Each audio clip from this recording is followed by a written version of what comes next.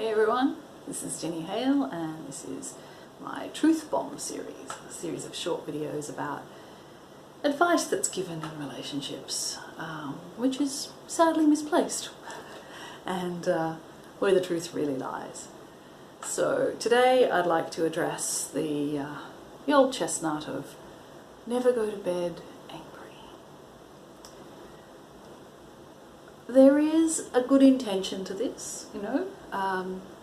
If you get in the habit of not resolving arguments and just going to sleep and then waking up the next morning and both of you have to rush off and do things and you feel better anyway because you've had some sleep, you won't ever really actually resolve an argument. So there is some truth in the idea that, you know, you need to work conflicts through until you actually resolve them.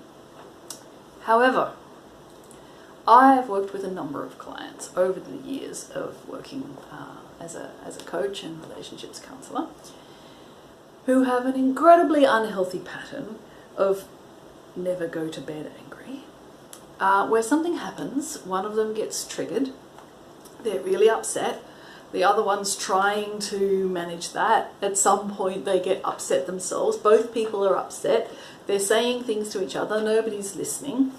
And this goes on until 3 or 4 a.m. and then they're exhausted, they get a couple of hours sleep, they rush off to work, they can't function, they come home that night, they still haven't resolved anything, but they can't go to bed angry, so they do the whole thing over again. This is not good. In order to be able to resolve conflicts, you need to be rested. You need to be sleeping. Some arguments, some conflicts are quite complex, they have many layers to them, and it takes some time to pick them apart. It may be the case that one or both of you has some childhood issue triggered. Something's happening that's reminding you of something that was very upsetting from your childhood, and you don't even realize. You think that it's your partner wiping their hands on the dish towel that's making you so upset. You don't realize that you had 15 years of your little brother destroying all your belongings, and that frustration and rage is the thing that's really driving you. So you might have your own individual stuff, or your partner might legitimately be doing things which are actually inconsiderate, and you might be going, oh, this is me. I just need to soothe myself. I just need to work on myself. I need to be more patient and more tolerant.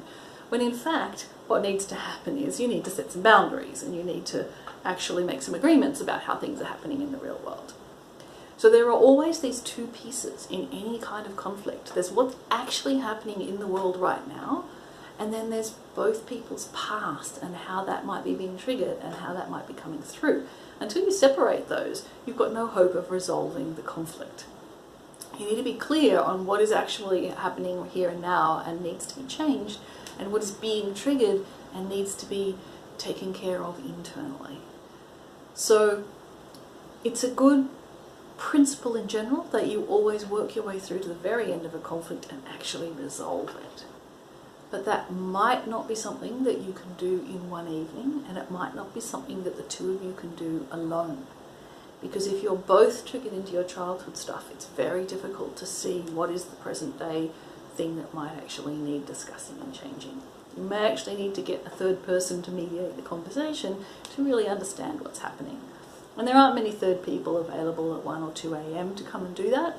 So in that case, it's better to actually just go to sleep, wake up the next day having had some rest, and then see if you can find somebody to help the two of you to work through and figure out what's going on.